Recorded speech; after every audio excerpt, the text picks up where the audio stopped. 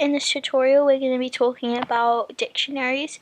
Dictionaries are used to store key value pairs. So first we're going to write a variable. Mine is going to be information, and then equals. Then we use a curly bracket in dictionaries. So I'm going to say name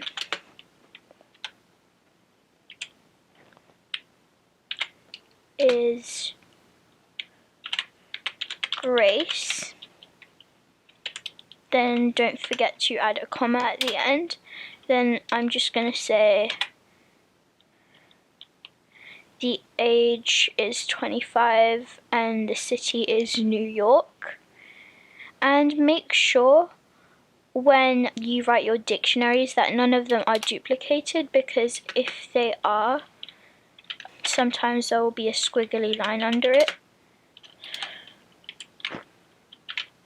So if I did 25 again, then there's a squiggly line under it.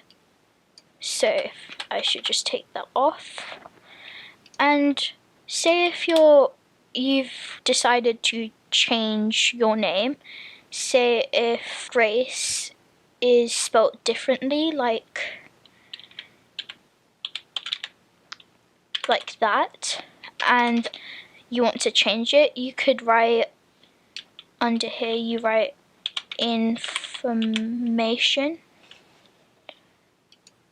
then you write in square brackets, you would write name, then you would change the spelling to that.